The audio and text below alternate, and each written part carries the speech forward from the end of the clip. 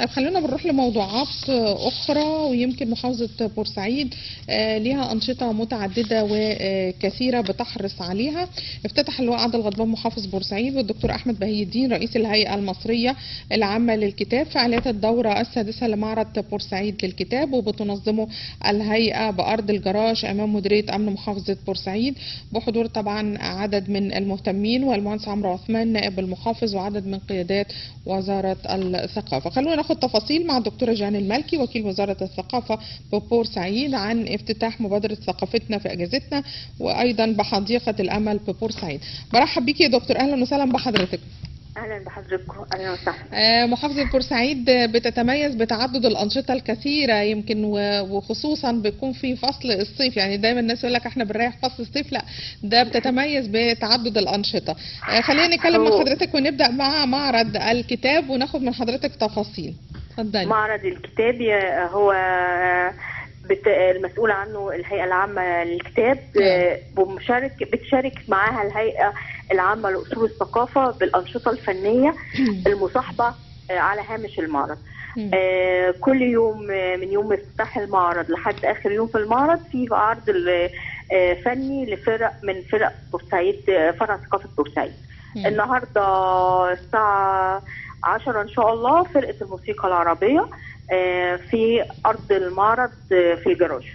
في نفس الوقت هنفتتح فعاليات الأسبوع الثاني من ثقافتنا في أجازتنا في ساحة مصر بفرقة أسيوط وفرقة ابن عربي إن شاء الله النهارده بحضور السيد رئيس إقليم القناة وسينا الأستاذ محمد نبيل. في نفس الوقت عندنا في قصر الثقافة عرض بيستمر عرض مسرحية الطفل بنظام الدمج ذوي الاحتياجات الخاصة غنوة ياسمين اللي شرفت امبارح بحضور السيد المحافظ اللواء عادل غضبان أمس، واللي أثنى ثناء كبير جدا على العرض المسرحي وطلب من سيادة الوزيرة أستاذة الدكتورة نيفين كيلاني إن العرض يتعرض خارج بورسعيد وإن الناس تشوفه، فقررت سيادتها إنه العرض يشارك في افتتاح معرض الكتاب في راس البر لمدة 3 أيام إن شاء الله. ده بالنسبة للنشاط، وطبعا تستمر فرقة بورسعيد القومية للفنون الشعبية بالمشاركة في مهرجان جرش في الأردن. وده هيمثلوا مصر في هذا المهرجان. هيمثلوا مصر في الأردن. وهم بيمثلوا مصر قبل كده يمكن أول السنة في لندن، سفرية في لندن، وقبل كده طلعوا السنة اللي قبلها كانوا في إيطاليا.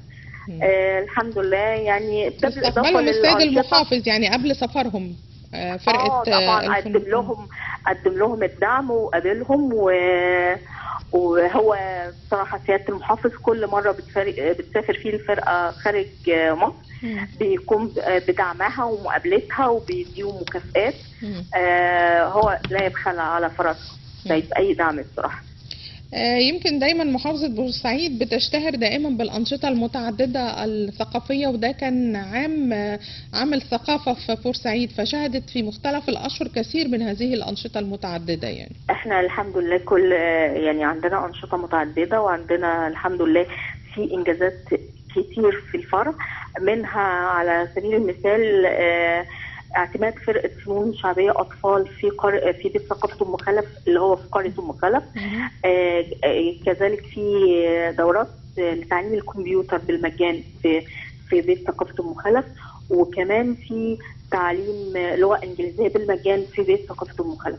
فده بالنسبة لقرية إن احنا مهتمين بيها، فده يعني ده بيضاف لنا من ضمن الإنجازات بتاعتنا السنة دي الحمد لله، بالإضافة لجميع الأنشطة في جميع المواقع الثقافية على مستوى محافظة بورسعيد المتعددة اللي بتشمل كل المكتبات والبيوت وقصر ثقافة بورسعيد.